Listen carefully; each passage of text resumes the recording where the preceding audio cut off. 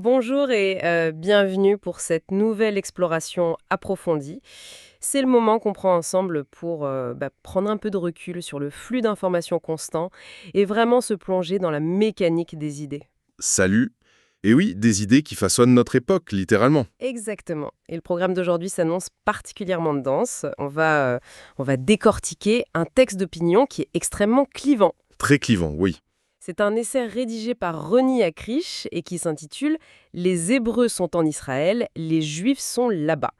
Notre objectif, ça va être de cartographier son argumentaire. Voilà, cartographier, c'est le bon mot.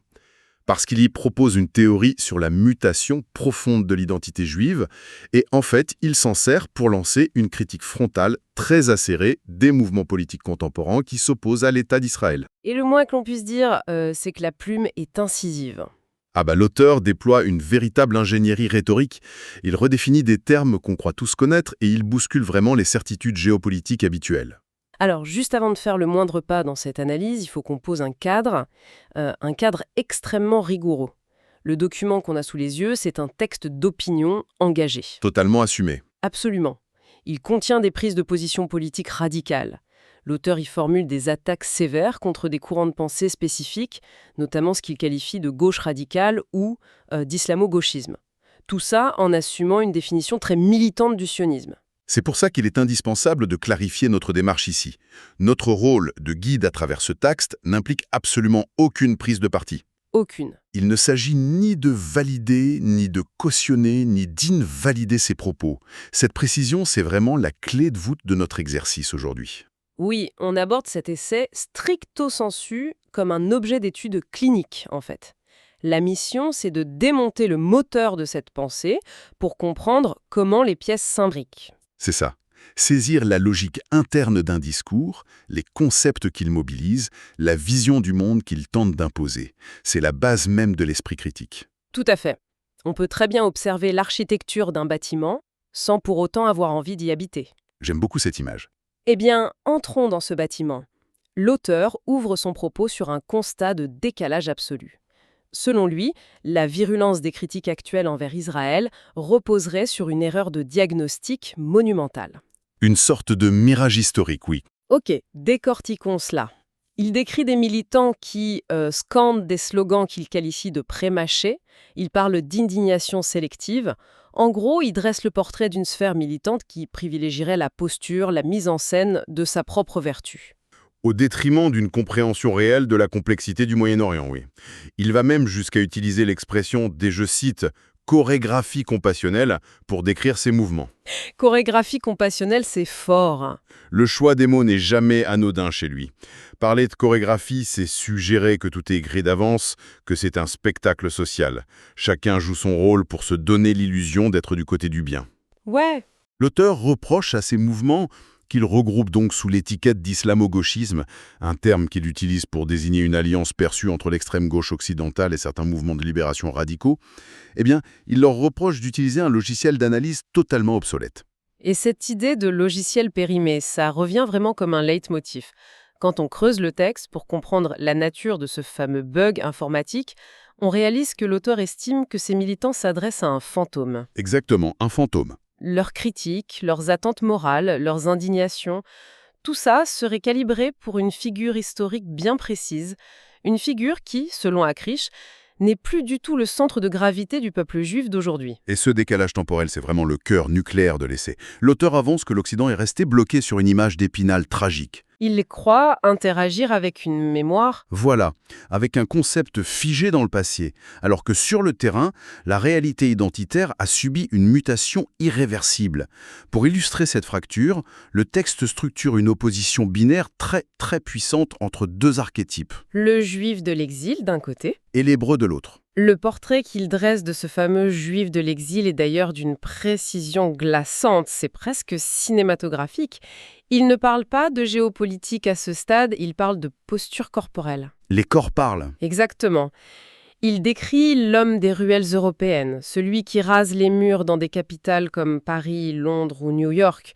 C'est l'individu qui hésite longuement avant de fixer une mezouza sur sa porte ou qui jette un coup d'œil inquiet par-dessus son épaule avant d'oser sortir avec une kippa. C'est un état de vigilance permanent. Oui, et l'auteur formule une phrase terrible pour résumer cette condition. Il affirme que ce juif de l'exil transmet à ses enfants l'art obscène de la discrétion. Ce qui est fascinant ici, c'est le terme obscène. Ça renverse complètement la perspective habituelle. C'est-à-dire, Eh bien, la discrétion est normalement perçue dans nos sociétés comme une vertu, une forme de politesse ou de réserve civique. Mais dans le cadre de ce texte, elle est décrite comme une pathologie. une mutilation. Voilà, une mutilation de l'être imposée par la menace constante. C'est une stratégie de survie qui consiste à effacer sa propre existence pour acheter la paix sociale. Changer de nom, modifier son apparence, éviter certains quartiers. L'auteur voit cela comme une soumission structurelle. Et l'analyse va plus loin, parce qu'il interroge la fonction que la société occidentale attribue à cette figure spécifique. Oui, c'est là que le texte devient une véritable critique sociologique de l'Occident. L'auteur soutient que cette figure effacée, ce juif de l'exil, est en réalité la seule version que l'Occident tolère. Et même qu'il apprécie véritablement. C'est le réceptacle commode. C'est ça, la figure de la victime par excellence. Encadrée dans les musées, commémorée lors des discours officiels. Les sociétés occidentales aimeraient le juif pur victime parce qu'il ne représente aucune menace. Ça permet à l'Occident de mettre en scène sa propre repentance et sa compassion morale. Le texte souligne vraiment le cynisme de cette dynamique. On admire cette figure de l'exil lorsqu'elle apporte des fulgurances intellectuelles ou scientifiques, et on la pleure lorsqu'elle est persécutée. Mais, et c'est le point crucial, il y a un contrat tacite. Une condition non négociable. Et exactement, il faut rester vulnérable. La victime doit rester symbolique, exemplaire dans son malheur, et surtout, incapable de se défendre par elle-même. Assigné à une forme d'innocence qui ne peut exister que dans l'impuissance. Voici où cela devient vraiment intéressant. Ah, Le basculement s'opère quand l'auteur déclare que cette figure-là, ce contrat tacite, a été purement et simplement déchiré au Moyen-Orient. Le logiciel des critiques bug parce que la victime a disparu. au profit de l'hébreu. Voilà. Et la définition donnée dans le texte est sans équivoque. L'hébreu, ce n'est pas une simple mise à jour administrative. Ce n'est pas le juif de l'exil auquel on aurait juste remis un passeport israélien. Non, c'est présenté comme une véritable mutation de l'espace historique. La rupture décrite est totale. L'hébreu marque la réapparition d'un sujet historique souverain. Comment il définit cette réapparition concrètement ? L'auteur explique que la création de l'État d'Israël a provoqué une jointure inédite, un alignement des planètes historiques. C'est la fusion entre une mémoire millénaire et l'exercice concret de la puissance. La reconnexion entre une langue ancienne redevenue vivante et un territoire physique ? C'est exactement ça. En termes purement philosophiques, l'auteur décrit le passage d'un peuple qui était jusqu'alors l'objet de l'histoire, celui sur lequel on légifère, qu'on tolère, qu'on expulse ou qu'on pleure, à un peuple devenu sujet de l'histoire. Le sujet, c'est celui qui tient la plume, Celui qui agit. qui décide de son propre destin et qui assume la violence de cette souveraineté. Surtout refuse catégoriquement de mourir, simplement pour préserver la pureté morale de ceux qui l'observent. C'est très fort comme image. Un individu qui a troqué l'innocence de la victime contre les mains sales du survivant. Oui, et c'est cette métamorphose métabolique qui, selon l'argumentaire, rend les détracteurs occidentaux fous de rage. Les consciences occidentales contemporaines, que le texte décrit de manière très piquante, comme étant saturées de psychologie de comptoir et de petits catéchismes humanitaires, elles avaient appris à gérer la culpabilité face aux persécutés. Elles avaient leur rituel de commémoration bien rodé. Mais là, elles se retrouvent totalement démunies face à cet hébreu armé qui refuse de jouer la partition du martyr. Alors, qu'est-ce que tout cela signifie ? Comment cette transformation identitaire explique-t-elle la haine spécifique qui se déverse dans certains discours ? Pour l'expliquer, le texte déploie un concept particulièrement pointu. L'insubordination ontologique. L'insubordination ontologique. Rien que ça. Ça sonne complexe, mais l'idée est limpide. L'ontologie, en philosophie, c'est l'étude de ce qui est, de la nature profonde des choses. Commettre une insubordination ontologique, c'est refuser d'incarner l'essence que le monde vous a assignée. D'accord. Le texte avance que les critiques d'Israël, particulièrement dans cette frange qu'il nomme islamo-gauchiste, détestent cet État non pas seulement pour des questions de frontières, c'est pour un crime existentiel. L'hébreu détruit leur confort. Absolument, le miroir dans lequel l'Occident se regardait pour se sentir vertueux est brisé. C'est pour ça que l'auteur reproche à ces mouvements de ne chérir que les peuples qui peuvent être instrumentalisés. Il utilise l'expression de scénographie accusatoire. Concrètement, défendre un opprimé impuissant, ça donne un rôle très valorisant aux militants. Le beau rôle. Exactement.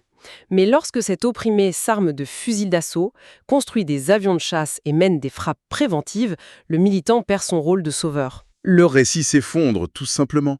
L'auteur accuse ses détracteurs de haïr le fait qu'Israël refuse de se laisser égorger pour, et je cite cette formule très dure, faire plaisir aux pédagogues de la repentance universelle. C'est une psychanalyse au vitriol de l'activisme contemporain. Complètement. Le texte perçoit ces militants comme des individus ivres de grands mots.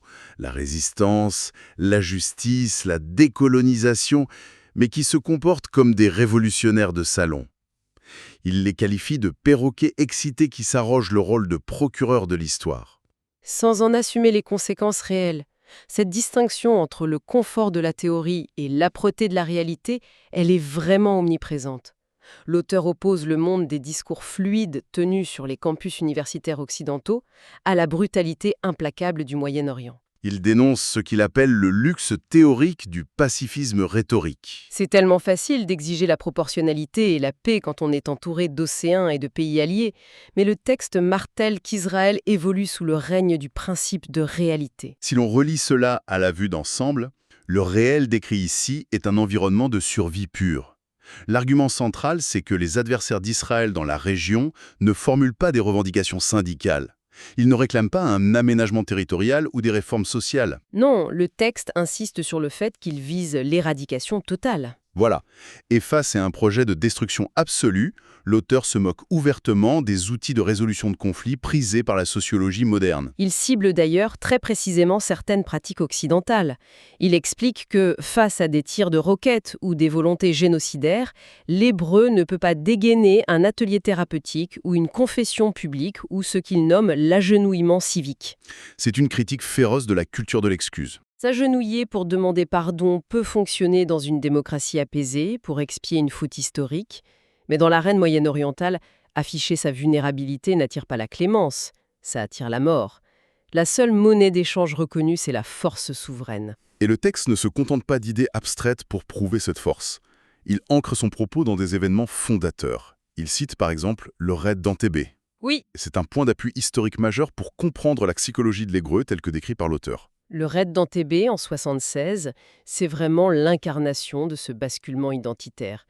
Des terroristes détournent un avion de ligne vers l'Ouganda, séparent les passagers juifs et israéliens des autres et menacent de les exécuter. Dans le logiciel du juif de l'exil, on attend que les gouvernements étrangers négocient. On prie, on espère que la pitié l'emportera, mais là, le logiciel de l'hébreu s'active.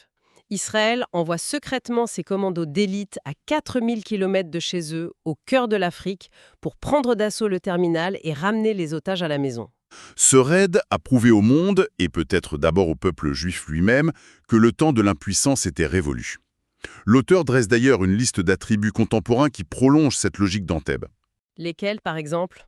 La suprématie technologique, un appareil de renseignement redoutable, et une patience stratégique froide. Il évoque la détermination à frapper de manière préventive ou ciblée lorsque l'existence de la nation est en jeu. L'essai en tire une conclusion presque darwinienne, en fait. Il y a les peuples qui passent leur temps à justifier leur droit d'exister lors de débats à l'ONU, et il y a les peuples qui ont compris que l'existence ne se soumet pas au vote. C'est brut, mais c'est l'idée. Toutefois, le texte prend le soin de préciser que cette posture n'est pas une ode à la guerre pour la guerre. L'auteur ne décrit pas une société qui s'enivre de militarisme avec le sourire aux lèvres.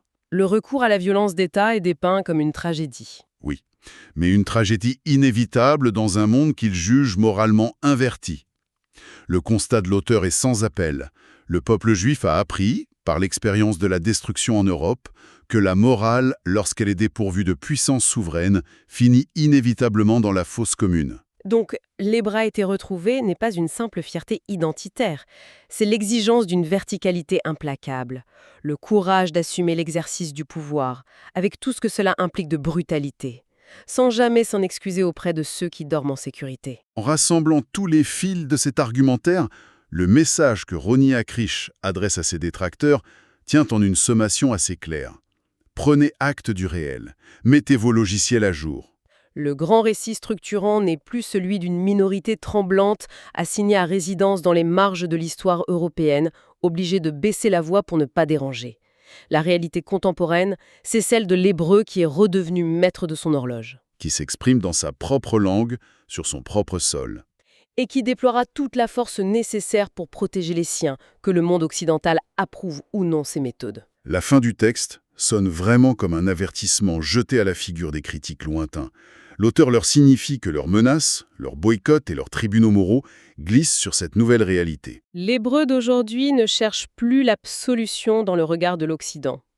Indépendamment des convictions personnelles qu'on peut avoir face à une telle grille de lecture politique, le fait d'analyser cette dichotomie entre la victime de l'exil et le souverain retrouvé est un exercice d'une grande valeur. Fondamental même, pour quiconque s'intéresse aux relations internationales. Bien sûr, les conflits modernes ne se résument pas à des échanges d'artillerie ou à des signatures de traités. Ce sont d'abord des collisions frontales entre des récits antagonistes. Percevoir les strates psychologiques et historiques qui fondent l'action politique des États, ça permet de s'affranchir de la lecture superficielle des journaux télévisés. L'esprit critique consiste à identifier ces fondations invisibles. Cela soulève une question importante d'ailleurs. L'exploration de ces fondations nous mène à un paradoxe ultime. Un paradoxe qui n'est qu'effleuré à la toute fin du texte source. Quand l'auteur fait référence à Manitou et Levinas. Exactement.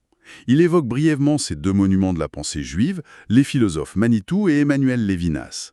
Et, à travers eux, la différence philosophique fondamentale entre le judaïsme d'exil et l'hébraïsme retrouvé. Et cette tension ouvre un abîme de réflexion.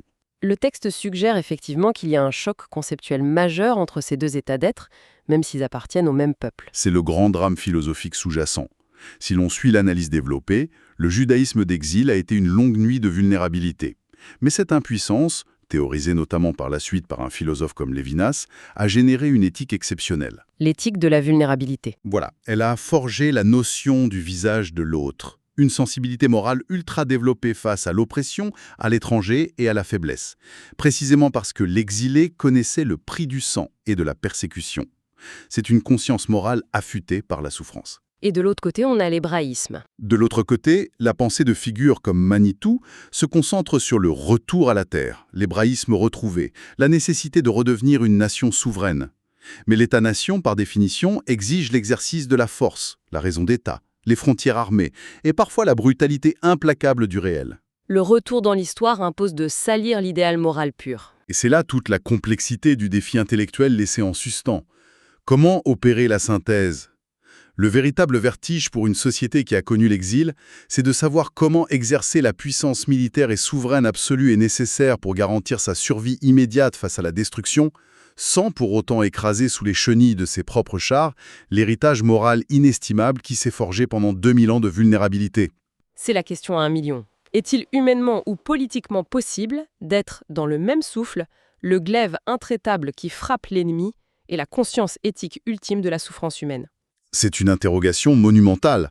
Elle dépasse largement le cadre géopolitique strict pour toucher à la philosophie du pouvoir lui-même. C'est une réflexion qu'il convient de garder à l'esprit pour quiconque souhaite continuer à décrypter le monde et ses conflits avec profondeur et nuance. L'opposition entre la pureté de l'idéal et la dureté de la survie reste l'un des moteurs les plus tragiques de notre histoire. Un moteur inépuisable. L'exploration de ces courants souterrains s'achève ici pour aujourd'hui. L'invitation reste ouverte pour continuer à interroger inlassablement les récits qui prétendent nous expliquer le monde. À très bientôt pour une nouvelle plongée dans la mécanique des idées.